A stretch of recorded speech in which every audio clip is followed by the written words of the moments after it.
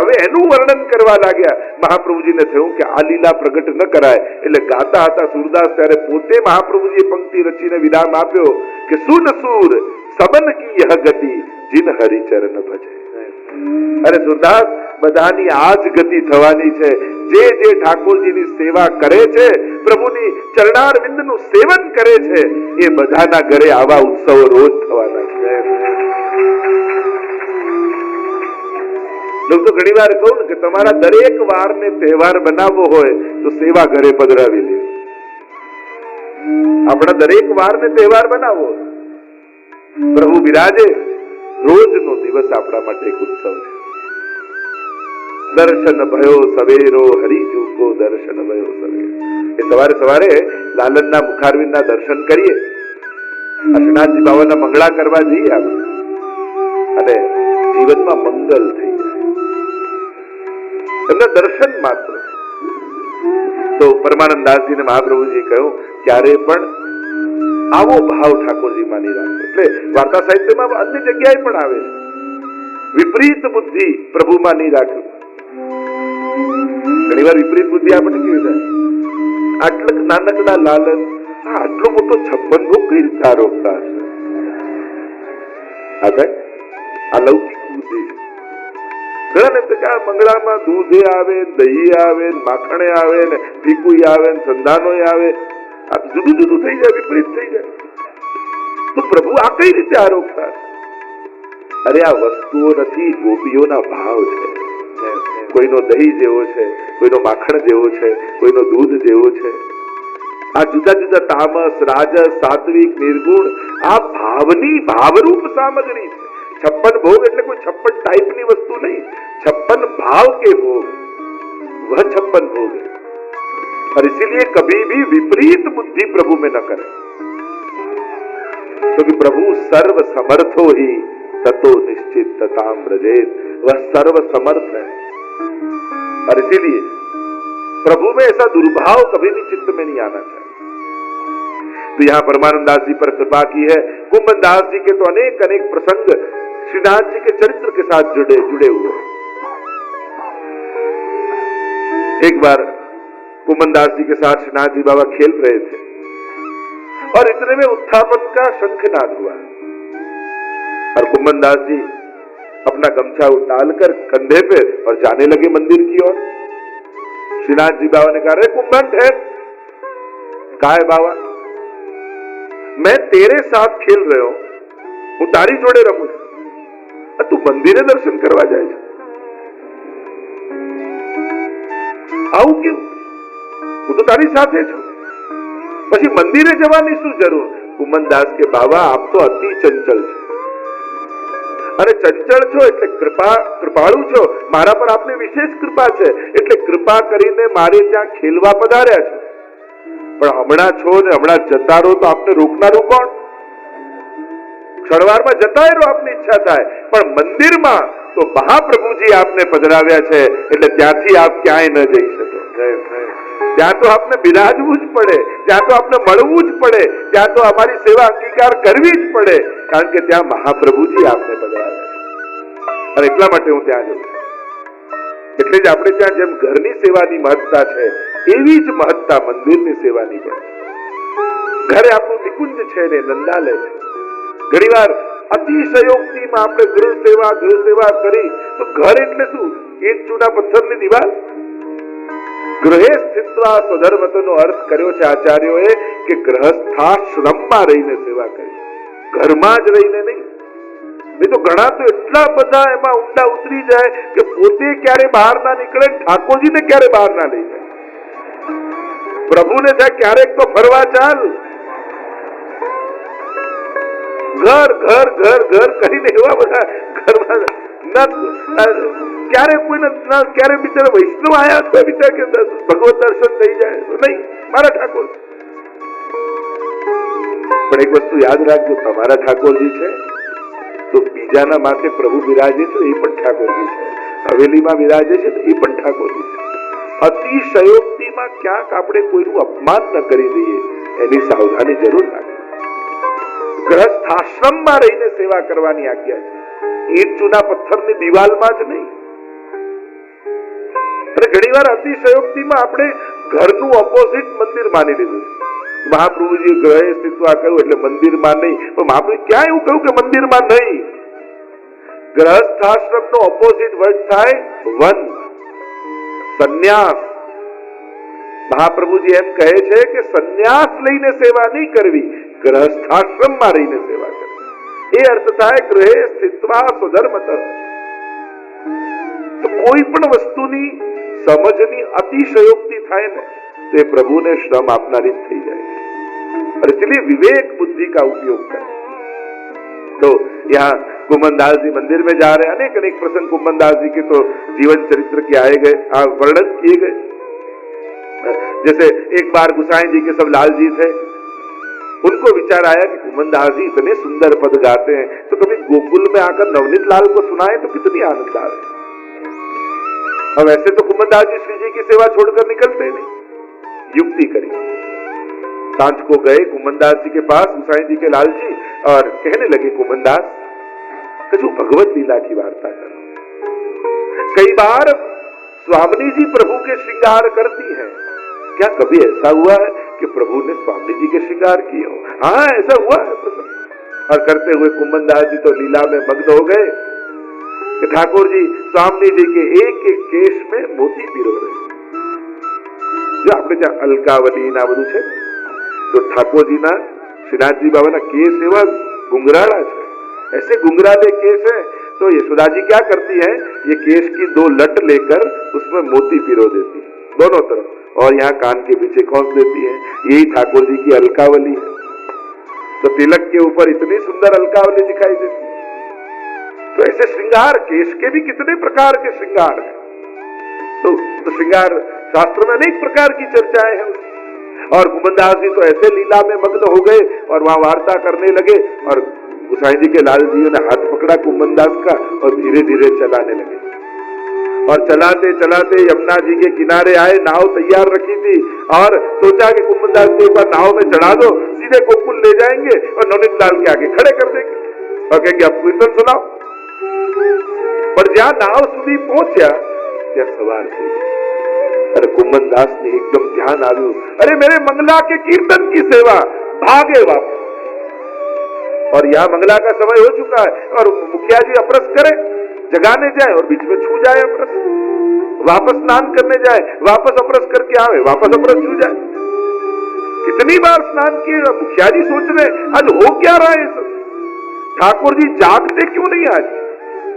और भागते भागते कुमनदास आए और प्रभु के निज मंदिर के बाहर बैठे और कीर्तन तिवारी से जब जगावे का कीर्तन गाया, तब जाकर श्रीनाथ जी बाबा जागे. ऐसा आग्रह श्रीनाथ जी बाबा को भी कुमनदास के लिए, क्योंकि उनको सेवा में आसक्ति है. कुमनदास तो कहते ही नहीं कि 7 बेटे थे. वो पूछा कि आप कितने बेटे हैं, तो मेरे 1.5 बेटे. एक सेवा ने सत्संग करे आखो દીકરો, અને જે કેવલ સેવા કરે ગાયો ની એ અડધો દીકરો. એટલે મારે તો 1.5 ને ભગવાનની ભક્તિ જ નથી એટલે એને હું પુત્ર જ નથી માનતો. અને જ્યારે કૃષ્ણદાસ એમના પુત્રને સિંહે મારી નાખ્યો વાઘે, ગાયને બચાવવા સમાચાર મળ્યા, કુમનદાસને મૂર્છિત થઈને પડી ગયા. પુત્ર જતો રહ્યો. टोला वળી गया गामना लोगों. जो आटला मोटा भगवती बने पर पुत्र तो मोह को नहीं छोड़े. पुत्र का मोह तो सबको लगता है. तब गुसाई जी ने सुना और कहा, अरे मूर्ख, ये इसलिए मूर्छित नहीं हुए कि पुत्र मर गया, इसलिए मूर्छित हुए कि सूतक लगा और अब श्री जी के दर्शन नहीं होंगे. कुमनदास ने कहा, कुमनदास कल दर्शन करवे आइयो, सूतक बारी से दर्शन कराएंगे. એટલે ત્યારથી આપણે ત્યાં ક્રમ એવો થયો કે ઉત્થાપનમાં જારીજી સરી જાય ત્યારે સૂતકમાં પણ દર્શનનું વિધાન.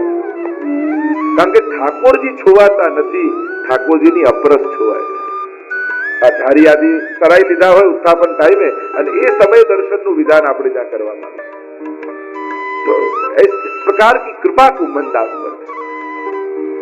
एक बार गुसाई जी से पूछा कुमनदास ने कि ये इतने परिवार में सब लोग हैं, स्वजने हैं, पर इसमें वैष्णव कौन कैसे जाना, वैष्णव कैसे जाना जाए.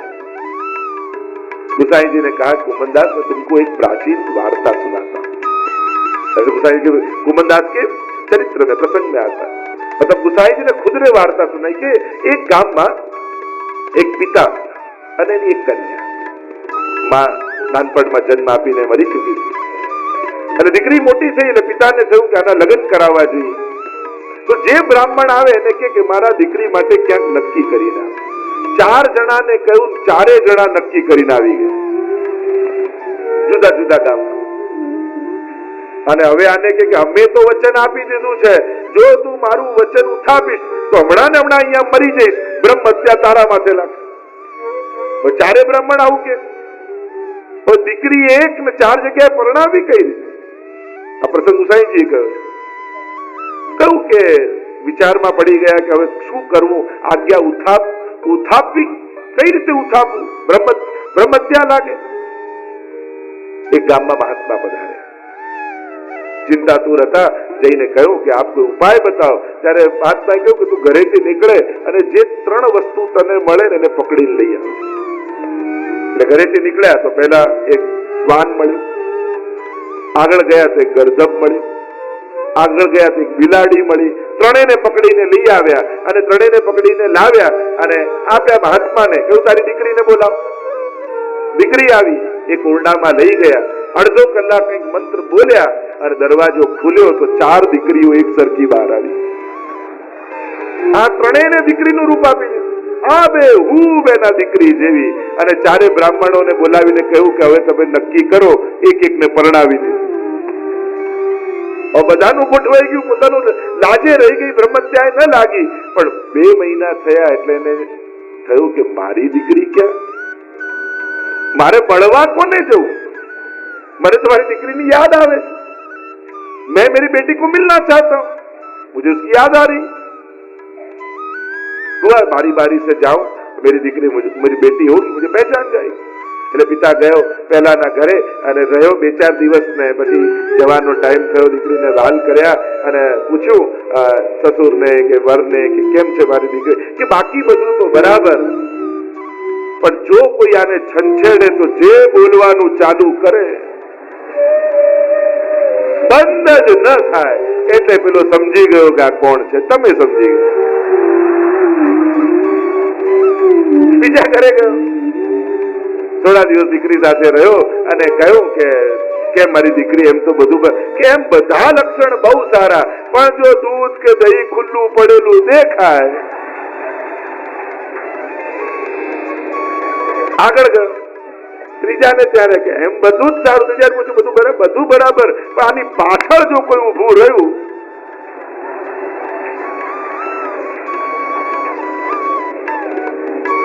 ચોથી દીકરીને ત્યાં ગયો અને પૂછ્યું થોડા દિવસ રહીને કેમ? કે ખૂબ સુશીલ છે, મોટાઓનું સન્માન કરે છે, બાળકોનો સ્નેહ કરે છે, બધીની સેવા કરે છે. ત્યારે પિતા સમજી ગયો કે મારી દીકરી યાદ છે. એટલે ગુસાઈજી કહે વૈષ્ણવ તો એના લક્ષણથી ઓળખાય જાય. એના જે કર્મો છે, એના જે લક્ષણો છે, એનાથી જ વૈષ્ણવનો પરિચય થઈ જાય. એમાં એની વ્યાખ્યા કરવાની જરૂર જ નથી. હવે ઘરે જઈને ઓળખી લેવાય કે કોના લક્ષણ વધારે છે. બધા કારણ કે જે લક્ષણ હોય એ પ્રમાણે ગુસાઈજી વાર્તા કહે છે કુંભદાસ કે વૈષ્ણવ તો એના લક્ષણથી ઓળખાય. એમ કુંભદાસજીની અનેકવિધ પ્રકારની લીલાઓના વર્ણન છે. ગુસાઈજી કુંભદાસ સાથે તો શ્રીનાથજી બાવાનો અતિ સ્નેહ. રોજ બપોર થાય એટલે પધારે. કુંભદાસ ને ત્યાં આરોગ્ય અને કુંભદાસ એવો સ્નેહ ઠાકોરજીને કરે. અનેકવિધ પ્રકારની લીલાઓના વર્ણન અહીંયા કર્યા છે.